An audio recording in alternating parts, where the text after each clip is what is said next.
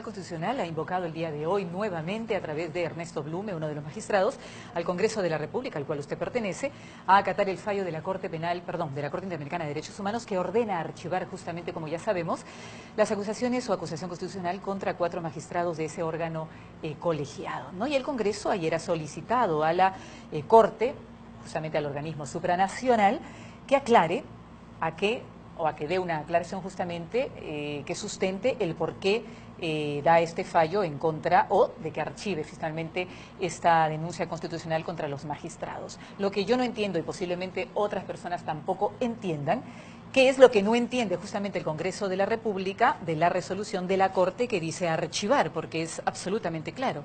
Archivar es, ¿no?, dejar sin efecto algo, guardar algo que para ellos no procede. ¿Qué no está claro en una resolución que se entiende y se explica por sí misma? Esta es una decisión adoptada por la Junta de Portavoces. Entiendo que unitariamente, con alguna observación por ahí, que fundamentalmente atiende a un mecanismo establecido en la Convención, en el Estatuto, los reglamentos procedimentales que nos hacen parte del Pacto de San José y que ciertamente establecen no solamente la condición de inapelable esta resolución, sino también al mismo tiempo la posibilidad de que ésta pueda ser consultada, como hoy día o como ayer ha decidido justamente esta Junta de Portavoces y como lo va a hacer el Congreso. Ok, es parte del mecanismo de la Convención Americana, según lo que usted me está diciendo, pero... que se van a consultar, obviamente serán aquellas que precisamente no están muy claras, no están debidamente definidas. ¿Pero qué no está según claro la ahí? interpretación Usted que está cerca, ¿no? Imagino que ha participado... No tanto, porque pero se reúnen con las bancadas, más o menos evaluar cada tema importante. Aún no se ha reunido para el efecto, porque estamos en un virtual mes de vacaciones.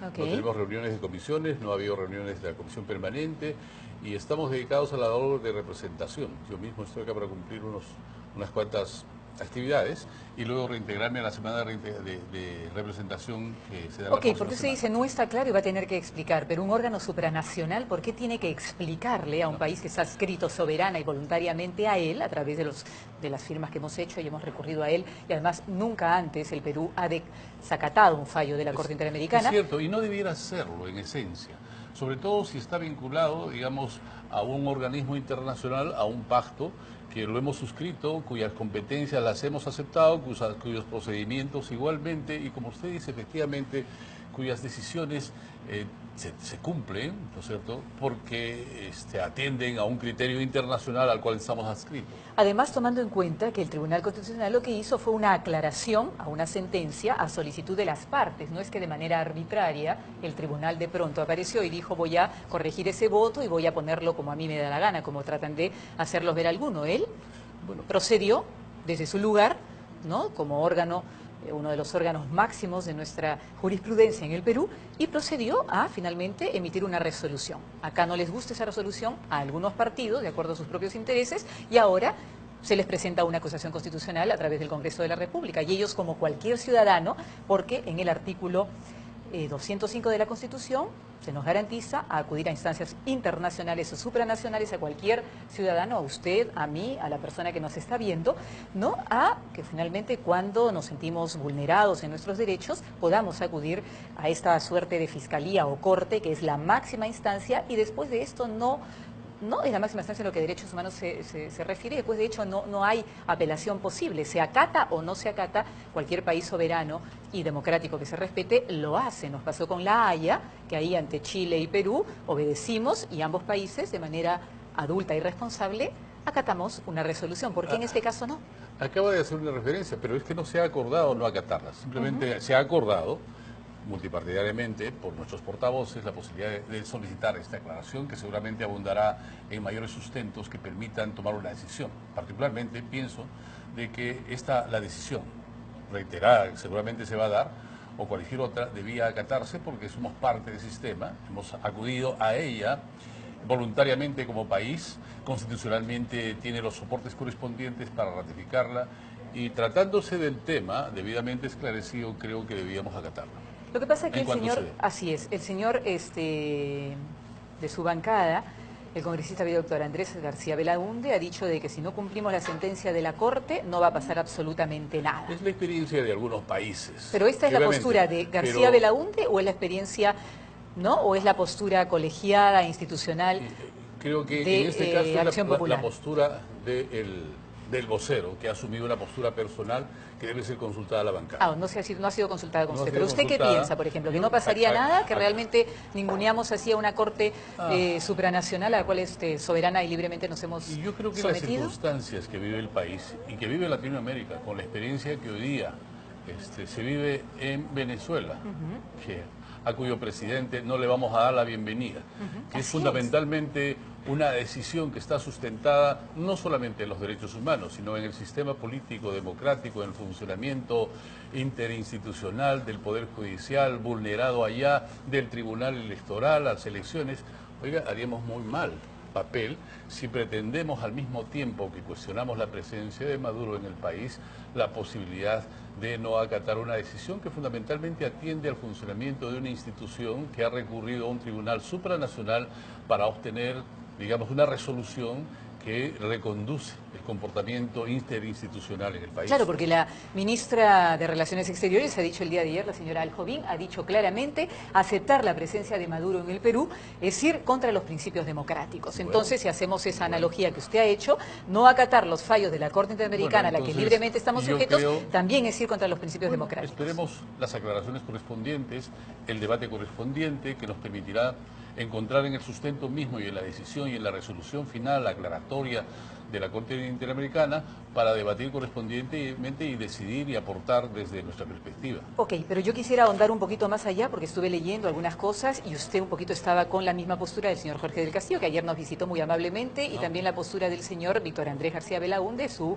hermano de bancada, le iba a decir su compañero de bancada, Correligionario donde de dice bancada. de que no se han agotado las vías previas en el Parlamento para que estas personas finalmente vayan a una instancia o a una corte supranacional, o para que la corte, mejor dicho, voy a hacer una corrección, interfiera con un proceso o una situación que está en proceso, ¿no? Entonces, ¿usted está de acuerdo con esa postura, que no se han agotado las vías previas? Mire, esto corresponde a un análisis más bien de carácter legal, procedimental o procesal, ¿no? Lo cierto es que hay una decisión de un tribunal supranacional que nos reorienta en la decisión final. Se está consultando, se van a hacer las declaraciones, se darán los mayores sustentos y en cuanto se den veremos efectivamente cuál es la sugerencia que se nos hace para tomar la decisión correspondiente. Mientras tanto, soy partidario de respetar las decisiones supranacionales de estas instancias a las que voluntariamente participamos y que ya nos han ayudado a resolver algunos casos, como el caso con Chile. Lo que pasa es que la postura del Congreso de la República es bastante rebelde, ¿no? Estos días han dicho, no Bueno, vamos a acatar, se le ha mandado una carta al presidente y ahora le mandan una carta aclaratoria a la Corte Se han dicho muchas Interamericana. opiniones, se ha dicho no vamos a acatar, pero al mismo tiempo la Junta de Portavoces ha optado por hacer las consultas correspondientes que son parte de los procedimientos contenidos dentro de la institución del Pacto de San José del que somos Ahora, parte. ¿por qué usted cree que el señor García Belaúnde ha dicho de que no se han agotado las instancias previas y por eso esto está todo mal para él, porque no han sido justamente agotadas esas instancias? Es probable que así sea. ¿Por qué? ¿Nos puede explicar un poquito? No, yo no sabría explicarle, pero yo no conozco los pormenores. vericuetos, los pormenores procedimentales en estos Tengo casos. entendido que en un principio, que es un principio del derecho internacional, obviamente, acatar, ¿no?, todas las vías previas que estén, ¿cómo se llama?, Deben en estar función referidas o están y referidas a las al cuestiones caso, es una internas, obligación. ¿no? Pero al parecer no se han agotado, y eso para que el público lo pueda conocer o quizá lo pueda investigar o leer un poquito más, y además es la postura de algunos constitucionalistas, no se han agotado y se requirió o se pensó ir a la Corte Supranacional porque no había las condiciones para que eso ocurra, ¿no? En ese caso, en el caso de los magistrados, era evidente que había, según los constitucionalistas, un peligro inminente, ya que había un informe, y no sé si usted sabe de eso, que hablaba de las responsabilidades individuales de los magistrados, por lo tanto se permitía el salto a la instancia supranacional. Eso es lo que pareciera que, ¿no?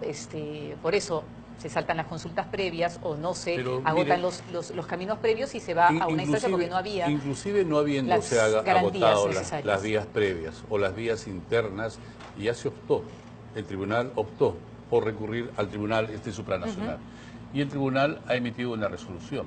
El Congreso prácticamente ha aceptado esta en la medida en que ha decidido mismo, evaluando la resolución, recurrir al mismo a la misma Corte Internacional para pedir una declaración, que es parte de los procedimientos utilizados. Sí, pero eso no es acatar y no es aceptar, es simplemente pero decir, prácticamente, a ver, aclárame por qué me estás bien, pidiendo que haga esto. Pero ya ha asumido el hecho de que se hubiera dado, porque otra cosa es que hubiera simplemente rechazado y no haberla acatado. Al hacer las consultas correspondientes ya está aceptando que hay una resolución de un organismo supranacional que efectivamente está reorientando el comportamiento es una interinstitucional del lectura. país. Víctor Andrés García Belaúnde dijo el día de hoy, los magistrados no recuerdan lo establecido en la Convención Americana de Derechos Humanos y no acatan lo que dice la Constitución. Pero justamente la Convención Americana de Derechos Humanos, que ratificamos en el año 1981, lo que dice es que tenemos que aceptar la competencia de la Corte Interamericana, cuyos fallos son de obligatorio cumplimiento. Bueno. Y esta es una decisión, además, aprobada, aceptada. Entonces hay una no contradicción ahí entre lo que dice García Belaúnde y... Bueno, se han dado muchas contradicciones, como aquellas que han dicho antes del debate, inclusive en la comisión reunida de los portavoces, han dicho que no acatarán. Sin embargo, ya vemos que por propias disposiciones de este pacto, los acuerdos internacionales ratificados por el Congreso, estamos obligados a aceptar. Ok, entonces para usted es un paso positivo, por lo menos el que manden esta carta pidiendo la aclaración. Ya estamos insertándonos en los propios procedimientos establecidos en esta entidad supranacional. O sea, es como entrar en una especie de negociación para llegar a un... No, estamos haciendo una consulta. Lo que pasa es que con un organismo supranacional que simplemente manda una resolución, no habría nada que decir, solamente obedecer y acatar. Pero sí lo hay, porque entre los procedimientos se establece esta posibilidad de consulta aclaratoria. Está establecido. Ok, pero lo que pasa es que eso no lo ha dicho el Congreso. El Congreso lo que ha dicho es que no tiene mandato imperativo, o sea que no le pueden obligar ni mandar una orden ni nada. Siguiendo las experiencias de otros países que al no haber cumplido algunas de sus resoluciones, no les pasó nada. Bueno, perdemos imagen internacional, perdemos coherencia política internacional con lo mismo que estamos haciendo en relación, por ejemplo, a Venezuela. Así es. O siendo inconsecuentes con una mano criticamos y con la otra hacemos lo mismo. Además, dado los antecedentes, ya hemos sido nosotros partícipes de un debate de una entidad supranacional en el caso de Perú con Chile. Así es. Y aceptamos, y hemos obedecido. Además, hemos obedecido. No, y ahora la OCDE, a la cual nos queremos asimilar, también está pidiendo unos cambios en la normativa. Mañana va a estar una delegación precisamente para discutir, entre otros, seguramente algunas referencias como esta. Claro, y eso de la OCDE es muy, muy interesante porque también lo podemos comparar y ha pedido justamente que se hagan algunas normativas para que, en este caso, de las empresas sean penalizadas también, y nadie ha dicho nada, nadie ha dado el grito al cielo, y nadie está diciendo que vamos a perder soberanía porque la OCDE esté pidiendo unos cambios dentro de la normativa para poder asimilarnos a ella. Son sugerencias, cambios, propósitos, objetivos que tenemos que cumplir para poder integrarnos en este organismo internacional. No cumplir con la Corte Interamericana, con esta resolución, simplemente porque no me guste, no estoy de acuerdo. Parecer coherente con este propósito de cada vez ser partícipe, no solamente de organismos internacionales americanos, sino mundiales o intercontinentales. Y es muy interesante hablarlo del mandato imperativo porque quizá el público no conoce, pero el mandato imperativo no se ciñe básicamente a que ustedes, nadie los puede obligar a votar, pero no tiene nada que ver y no tiene sentido para no acatar lo que diga un ente supranacional como la Corte Interamericana, a la que por enésima vez vamos a decir, nos hemos adscrito soberanamente desde nuestra libertad, y estoy como plenamente todos de los acuerdo estados con este comentario, porque claro, el carácter imperativo no puede aplicarse. Lo que pasa es que el Congreso nos para confunde, el Estado. porque pareciera como es que a mí no me puede obligar nadie a hacer nada, el Congreso no está por encima de la Corte. Hay que ponerle un poco de calma, un poco de serenidad, evaluar las consecuencias, las probables consecuencias, no solo nacionales, sino internacionales fundamentalmente, y compatibilizarlos con los propósitos que hoy día persigue el país y con los antecedentes inmediatos así como inmediatos. Y por otro lado, también a lo que usted está diciendo, yo quisiera agregar, hay un artículo, el 118, ¿no? Que por ejemplo al presidente, porque yo le estoy diciendo, si por ejemplo la Corte vuelve a pedir el archivamiento, no lo hace el Congreso, sigue mandando cartas aclaratorias u otras cosas de acuerdo, ya no podría, pero bueno, sigue intentando no acatar. Pues yo creo que ahí le corresponde al presidente. Una decisión. Corresponde al presidente, porque en el artículo 18 de la Constitución, o 118, al presidente de la República le corresponde hacer cumplir las sentencias de los organismos supranacionales. Entonces el presidente PPK, más allá de lo que diga el Congreso, tendría que hacer cumplir, si no estuviera él incurriendo en un delito desde su lugar de mandatario. A eso se llegaría. Bueno, la situación del país en estos momentos es un poco complicada. Hay que hacerla coherente, hay que actuar serenamente para adoptar las decisiones, porque se da el caso que está en cuestión la misma figura presidencial. Así que Vamos a ver cuál es el papel y a que eso vamos a decidimos pasar jugar desde el Congreso hace de la un ratito. República. Pero ya que usted es congresista y ya que usted está inserto en todos estos temas desde el Congreso que realmente son importantísimos porque marca más o menos el derrotero democrático de nuestro país o no. Entonces, y usted conoce mucho mejor, obviamente, la Constitución que nosotros y conoce mucho mejor la tarea del legislador o del congresista. Y justamente el Congreso, su principal labor es velar por el respeto a la Constitución y a las leyes y disponer lo conveniente para hacer justamente lo conveniente para la responsabilidad de los infractores de la Constitución. Pero acá pareciera, ¿no? Porque dentro de la Constitución está, uno de sus artículos dice que tenemos que cumplir, el Estado peruano, lo que falle las Cortes supranacionales. Y acá Porque el Estado peruano hay un no artículo quiere... constitucional que establece precisamente la condición de tal cumplimiento. Así es, pero el Congreso no, al no cumplir, al no Los querer y acuerdos pretender internacionales cumplir, tienen carácter de ley. Así es. E inclusive del más alto nivel, así que tienen que cumplirse sí o sí. y de las máximas instancias, como es la Corte Además. Interamericana. Pero el Congreso, aquí a ponerse en este plan un poco rebelde, que es lo que más o menos hace ver, nada, es como si justamente estuviera volviéndose el infractor de sus propias leyes, de la propia Constitución. Pero ya ha adoptado una postura el Congreso. Una postura que es coincidente, coherente con los procedimientos establecidos. Pero es una postura desafiante. Aclárame tú, a ver por qué me mandas a hacer algo. Es una postura que ciertamente tenía probablemente base, sustento, desafiante, porque no habían quienes que decían no vamos a aceptar, no queremos aceptar, no tiene un carácter imperativo tal resolución, no se han cumplido con las cuestiones previas, internas del país. Se han dicho muchas cosas. Lo cierto es que la Junta de Portavoces ha decidido... ¿Usted forma parte de la Junta de Portavoces? No, ¿Ya? porque nosotros solo tenemos un portavoz. Bueno, cada tiene un portavoz. Un portavoz, claro. El nuestro es Víctor Andrés. Él es el único que... Y entonces la decisión ha sido, oiga, solicitar esa solamente aclaración. entran los portavoces a esa reunión, no va nadie más. Bueno, podríamos ir otros más. Así. Pero no siempre lo hacemos, porque claro, esa es la labor del portavoz. Okay. Y hay una relación mucho más directa entre ellos, con la presidencia, son convocados y ellos tienen la posibilidad de asistir a esto. Porque Y ahí ha sido decidido precisamente este procedimiento, que está establecido entre los procedimientos. Entonces, esta misma decisión corrige todas las opiniones previas. Bueno, es la lectura que usted le da, para algunos no corrige, para algunos es simplemente un desafío. Están desafiando a la Corte. Bueno, es cuestión de interpretación. ¿No? Para mí, se inserta dentro de los procedimientos establecidos para recibir la aclaración correspondiente, que es vuelvo a repetir, además, ya coincidimos, es un procedimiento establecido dentro del propio comportamiento de los países para resoluciones de este tipo. Es decir, no terminamos cuestionando, se han dicho muchas cosas en contra, pero finalmente terminamos optando por un camino que está establecido. Okay. Vamos a ver lo que responde. Sí, está bien. No están fuera de la ley, están más o menos yendo de acuerdo a los procesos que más o menos y siguiendo. Pero obviamente igual no deja de ser un poco caprichoso e infantil ponerme en este careo con una Corte supranacional. Yo prefiero pensar en que hemos optado por el camino más adecuado dadas las circunstancias nacionales. Ahora, ¿usted no le preocupa que sean castigados más adelante? Porque según el artículo 99, la Comisión Permanente de otro momento, por ejemplo, si usted votara a favor de no acatar, dijera no, o sea, no, internamente dentro de su partido, no acatamos, no vamos a acatar el fallo cuando usted deje de ser congresista si no es elegido en el 2021, si se dan otras correlaciones políticas y se configura otro Congreso, ustedes pueden ir inhabilitados 10 años. Mire, hasta ese tipo de consecuencias.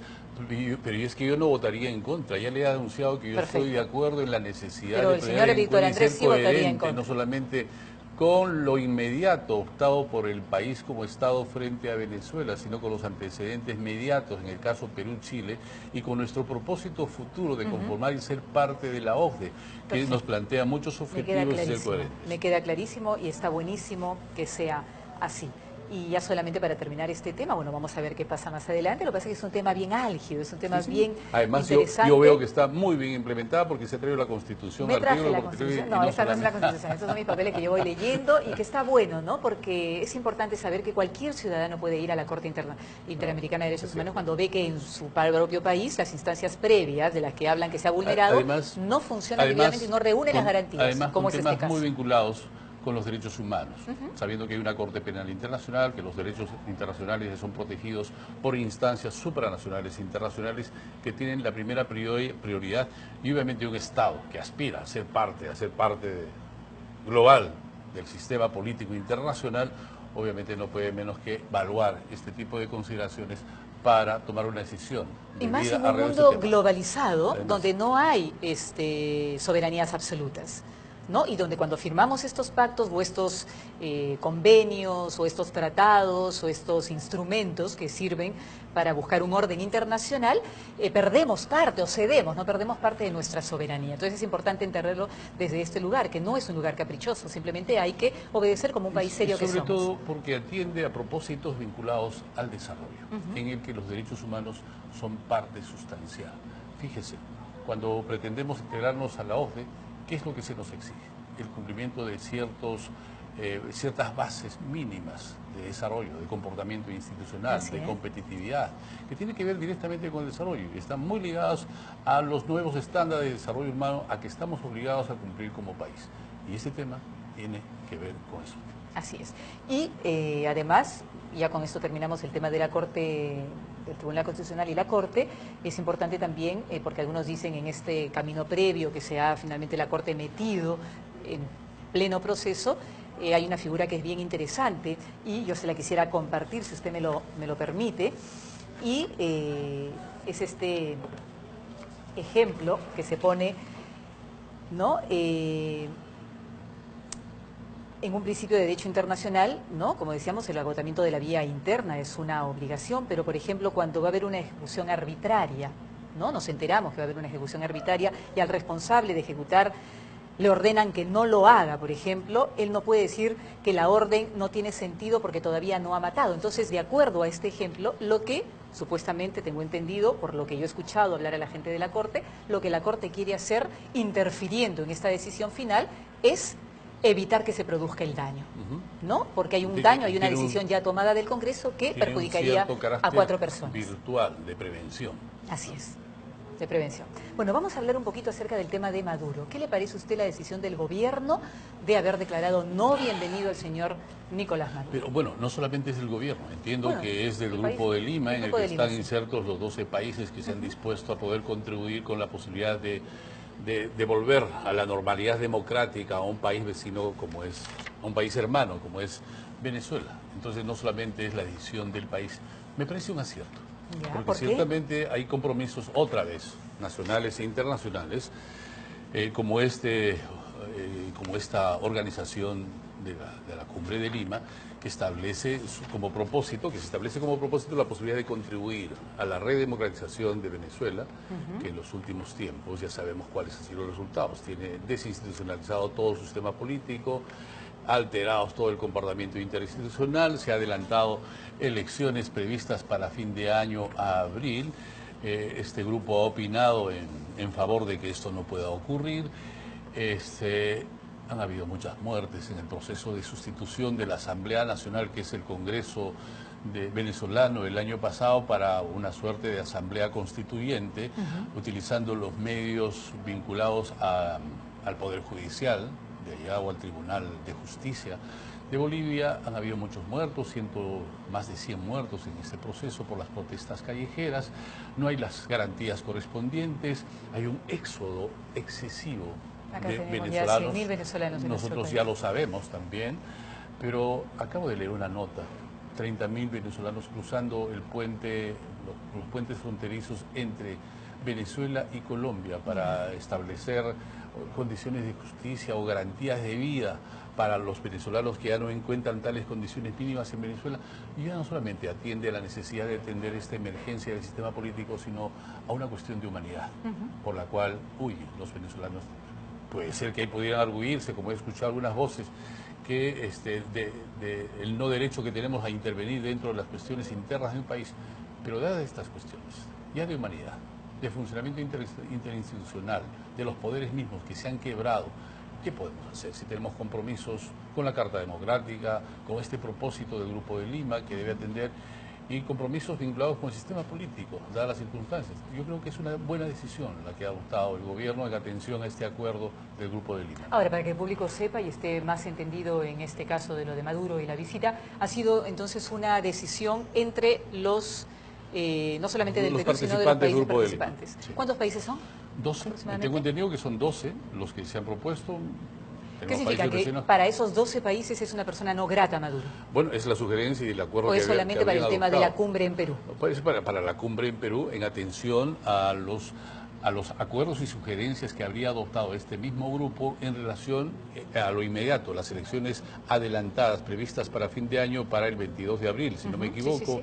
en Brasil, para elegir a los presidentes, cosa que no tiene las garantías correspondientes, no permitiría la participación debida de la oposición, entre otros aspectos. Bueno, entonces la comunidad Sí. internacional repudia Por lo hoy menos, la conducta sí, de Maduro. Bueno, la comunidad Y de internacional manera, de la que somos parte. sí, claro, ¿no? y de manera clara y contundente. Entonces, creo que es una buena decisión, creo que es momento, además es lo mínimo que podríamos hacer como compromiso, por los compromisos adquiridos con la democracia, con el sistema político, no solo nacional, sino internacional, y por lo que está ocurriendo en Bolivia. Es una expresión de solidaridad también con el pueblo venezolano que creemos debe volver a la normalidad. A la normalidad democrática. Debo entender que usted no está de acuerdo con lo que dijo el congresista de Nuevo Perú, que había que restringir un poco la llegada y la venida de los venezolanos a nuestro país. Lo dijo hace más o menos un mes atrás. Y yo, ahí yo tengo ¿O cómo que ve ser... esto de que vengan a pedir trabajo? A mí me parece fantástico. Oiga, Formarnos como un país receptor está buenísimo. Yo creo que no hay que olvidar que entre los peruanos habemos como 3 millones fuera de nuestro país, por todo el mundo. ¿No? Y que Venezuela en algún momento también nos acogió, en momentos de emergencia. Vienen los venezolanos acá, como viene a Colombia, como vienen seguramente a los otros países, por una situación de emergencia. Y creo que el Perú está en la obligación de cumplir solidariamente con un gesto de humanidad y solidaridad para atender estas presencias desesperadas de venezolanos, venezolanas. Están distribuidos en todo el país, yo lo he podido ver. ¿Usted está viajando mucho a Cusco? ¿Hay venezolanos en Cusco? Sí, ¿Qué están haciendo sí. allá? ¿En qué trabajan? Ellos están buscando la posibilidad de un lugar, no solamente para dormir, para comer, sino también para trabajar. Es más, incluso ofrecen su trabajo a cambio de la seguridad alimentaria y de un lugar para dormir. Esa es la situación, porque claro, surgen de un espacio, de una situación. Es una especie de canje de suma trabajo. emergencia donde no hay alimentos, no hay medicamentos, no hay condiciones de trabajo, no hay condiciones de seguridad y demás, y salen para venir a ofrecer la posibilidad de sobrevivencia que ellos mismos requieren. Entonces, esto es lo que se ve. Y yo creo que ante las posibilidades, obviamente, de reacción que ha generado su presencia, porque de hecho son puestos de trabajo que se sustituyen entre los peruanos, hay que anteponer, y tal vez habría que pedirle al gobierno algunas medidas que nos permitan entender y responder a esta emergencia venezolana a la que debemos atender como país solidario. Bueno, es un gran paso entonces lo que ha hecho el gobierno a través del Grupo de Lima y los otros países de declarar persona no grata, porque realmente era algo cínico, ¿no? Que viniera un presidente que ha insultado a todos los presidentes a una cumbre tan importante y además que ha destrozado y realmente a un país entero. Vamos a hablar un poquito de la vacancia, ¿no? Este pedido de vacancia, ahora estábamos diciendo de que Frente Amplio y Nuevo Perú están presentando una sola moción de vacancia. ¿Cómo van ustedes? ¿Cuál es la posición de Acción Popular al respecto? Nosotros habíamos tomado una decisión en la primera discusión y debate en diciembre de la primera vacancia planteada. No hubo un acuerdo unánime, no acordamos una votación unánime y optamos por adoptar la decisión de que todos votáramos por conciencia. Un voto de conciencia.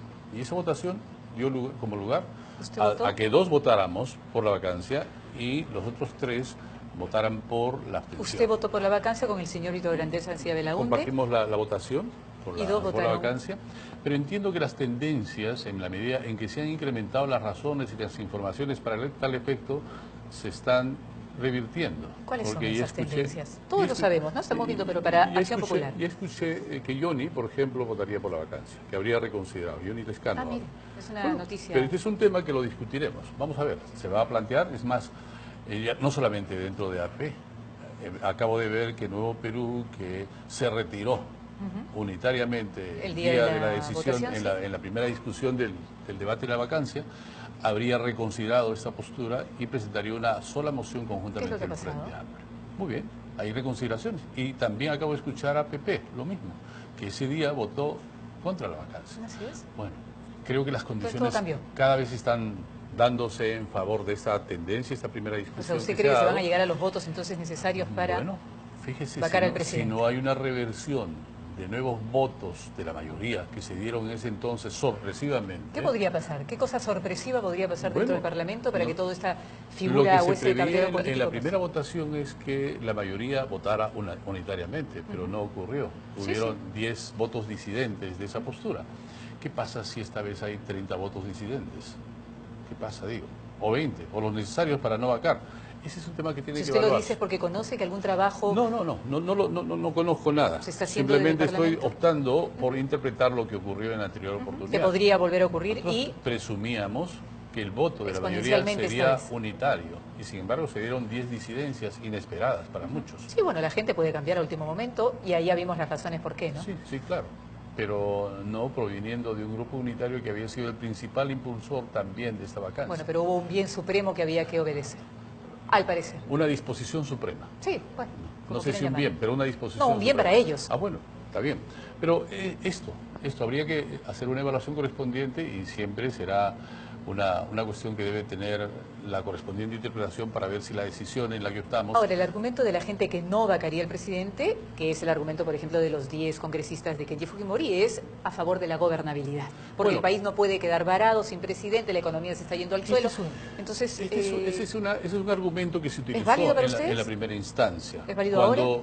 Cuando hablaron de que mantener en la presidencia, digamos que al presidente Kuczynski era sinónimo de gobernabilidad. Pero en las circunstancias, en la situación en la que está el presidente Kuczynski, que ha perdido legitimidad, fuerza, la confianza correspondiente, no tiene respaldo popular. no tiene respaldo popular, digamos que moralmente está cuestionado, Su bancada se achicó. tiene mucho que responder ante el comportamiento de Phillips Capital, West Capital, La calle está Latinoamerican hablando, Capital, o estuvo hablando. las consecuencias que hoy día el país tiene por tal actuación con los contratos, algunos de ellos paralizados, resueltos en el caso del gasoducto, sumamente sobrevalorados en el caso del IRSA, o el gasoducto que tiene que todas las empezar a denuncias que ya resolverse. En realidad hay que empezar a resolver. Y hay que hacerlo desde una perspectiva que nos permita recuperar la confianza a los peruanos y saber que estamos debidamente conducidos. Por una representación que ciertamente tiene que optar por los ajustes correspondientes a esos modelos de contratos, por ejemplo, resultantes de la intervención lobista que se dio para beneficiar fundamentalmente a las empresas en detrimento del Estado. Yo lo sé. Y usando la función pública para eso. Porque somos parte de la interoceánica, sobrevalorada. Sí, claro. Nosotros desde Acción Popular mismo hicimos las observaciones correspondientes desde Cusco en su momento correspondiente y hoy día nos vuelven a reiterar las razones que esbozamos entonces. Lo sé por la exportación, lo sé por la experiencia de Chinchero, por ejemplo. Lo que vimos, por ejemplo, en la interoceánica era que un proyecto, nosotros dispusimos un equipo de ingenieros partidariamente para hacer una evaluación, primero de los costos, de las características. La conclusión fue que se proponía hacer una carretera con presupuestos, una carretera de tercera categoría con presupuestos de primera. Cuando costaba, se decía que iba a costar 800 millones. Pero resulta que eso ha costado 3 o 4 veces más, ¿no es cierto? Entonces, ¿por qué era una carretera de tercera categoría? Bueno, por las características. Es una carretera que ¿A no qué tiene... le llaman ustedes una...? Porque yo entiendo tercera categoría, es como que es una carretera... Las carreteras se establecen...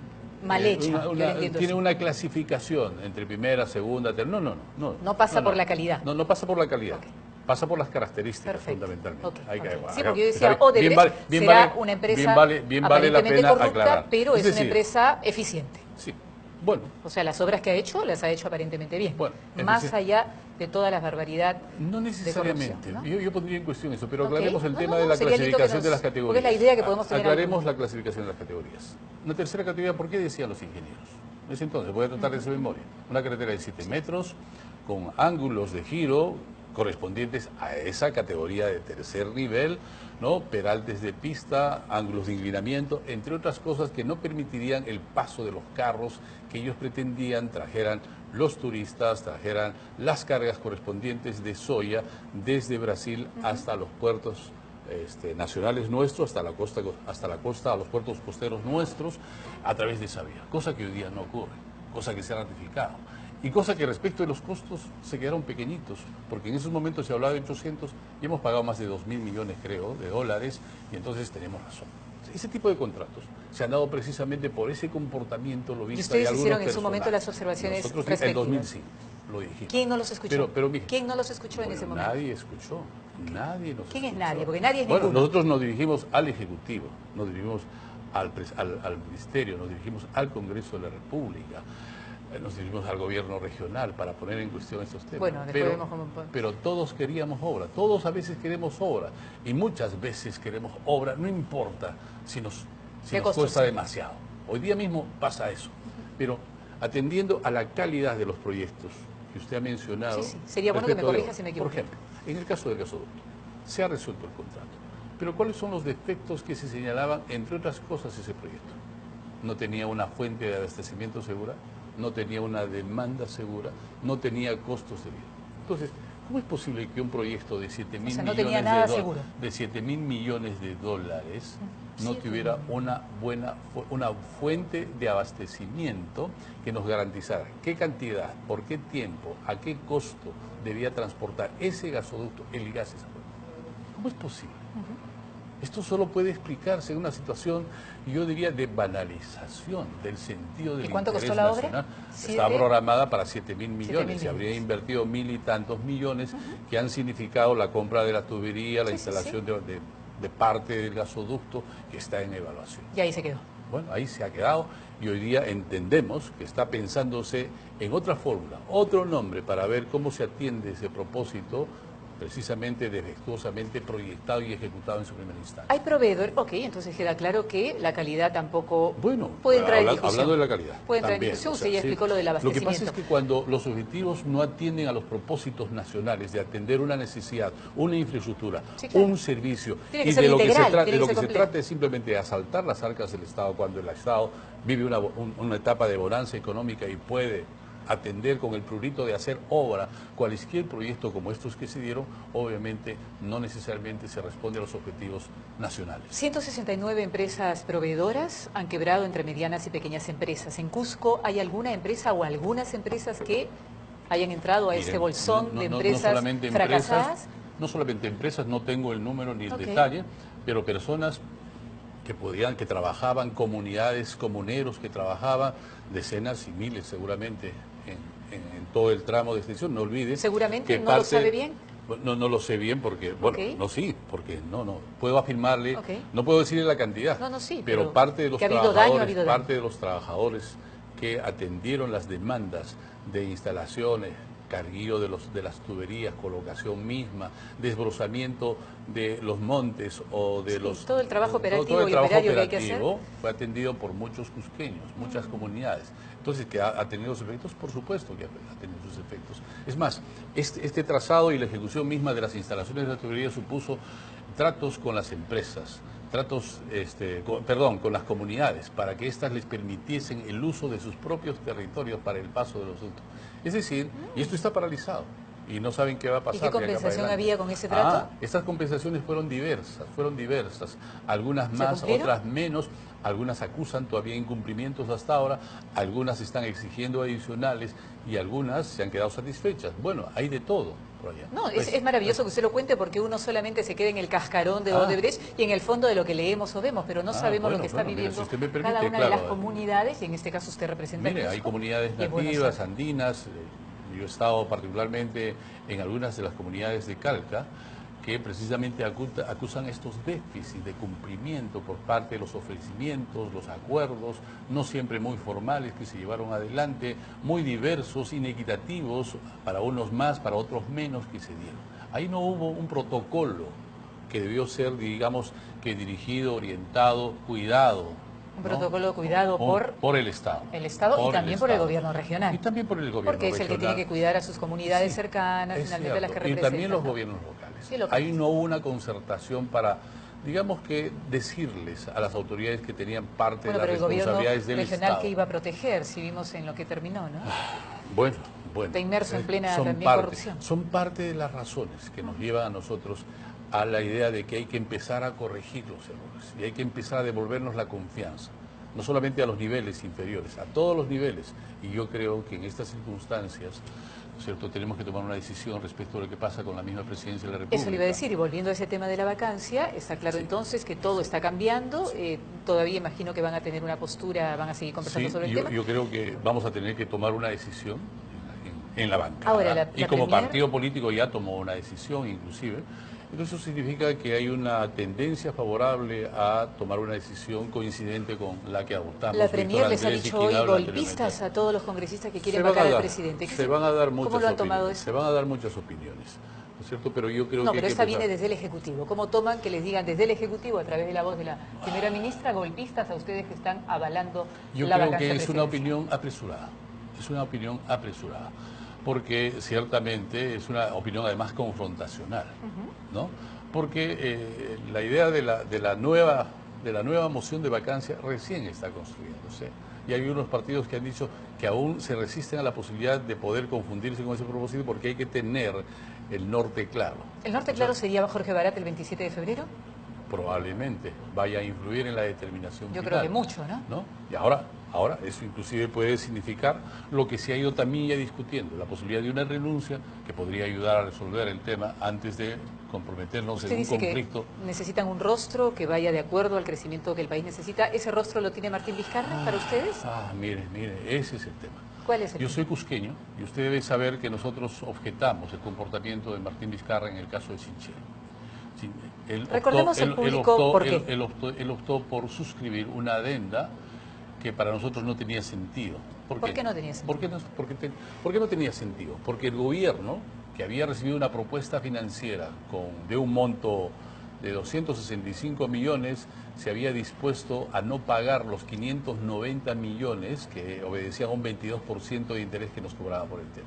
Y el gobierno le dijo, oye, no te preocupes, tú no tienes que poner el financiamiento, Sí. el Estado peruano te lo da. Sí, Entonces eso. nosotros dijimos en ese momento, oiga, si el Estado lo pone prácticamente todo, ¿no es cierto? Claro. No tiene sentido mantener la APP, mucho menos la concesión por 40 años, mucho La menos la APP, posibilidad de la ampliar la Alianza asociación Público-Privada, público-privada ¿no? para hacer la obra.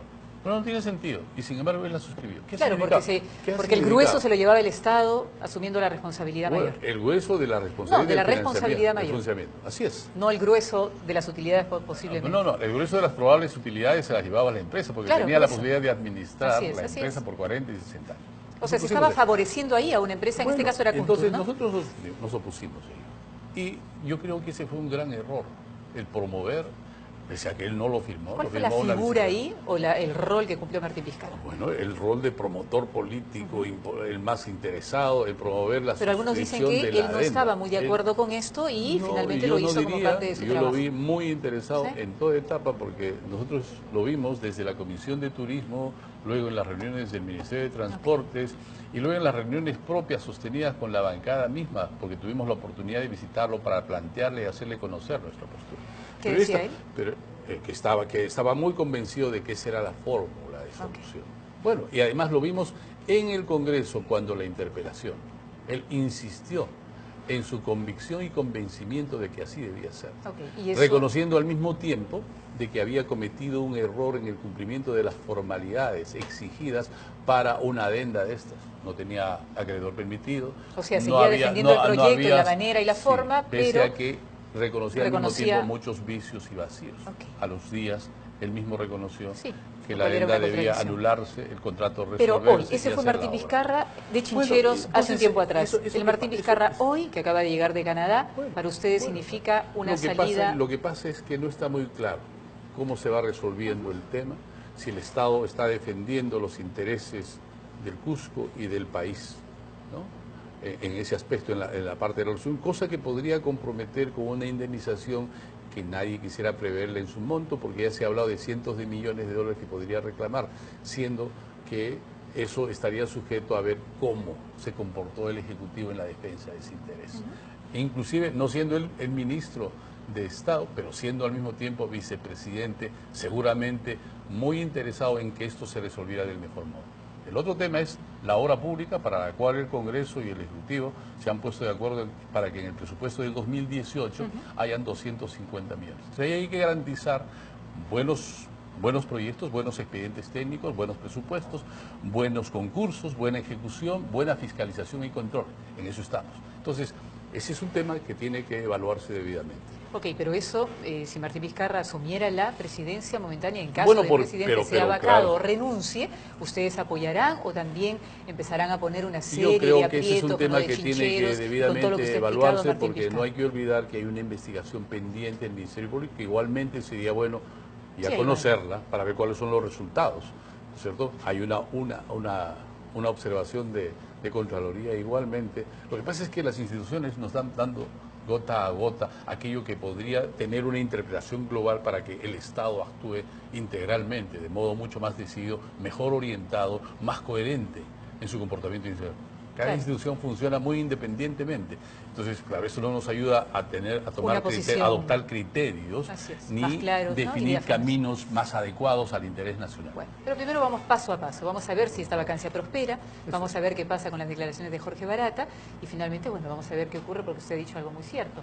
Cada día ocurren cosas distintas y nuevas en nuestro país que van cambiando un poquito la ruta, pero hay una gran ruta y es la lucha anticorrupción en la cual todos Yo estoy estamos... plenamente de acuerdo y yo creo que esta debe ser alentada por el país, más allá inclusive de la necesidad de garantizar la presencia de algunas personas, no solo en el Ejecutivo, sino en el Congreso, porque si efectivamente llegamos a la interpretación de que la Presidencia de la República, en la sucesión correspondiente, eso es lo que se discutió en el primer debate, pasa por el primer vicepresidente, pasa por la segunda vicepresidenta y llega al Congreso, No. ¿qué es lo que podría pasar? Bueno, que hay la necesidad de pensar que no solamente hay que adelantar elecciones para el Ejecutivo, Sí, sino sería probablemente todo también para el Congreso. Y esto podría ayudar a pensar en la que también necesidad hay de toda una resolver la polémica crisis ahí, ¿no?, política, que también nos afecta como que además Congreso. otros incluirían el tema de la famosa Asamblea Constituyente para cambiar la Constitución. Así, O sea, mire, hay toda una serie de cosas. nosotros, particularmente quien habla, ha sugerido la posibilidad de que, ante la idea de que hay que hacerles ajustes al modelo económico, político, a la misma Constitución, podría una fórmula ayudarnos a resolver la necesidad de poder elegir, en el momento de si se adelantan las elecciones también congresales, un Congreso Constituyente. No una Asamblea Constituyente, como algunos proponen, un Congreso Constituyente, para no solamente resolver los temas del legislativo, de la fiscalización, el control político, sino también las reformas correspondientes a la Constitución, que yo creo que a estas alturas son muy necesarias.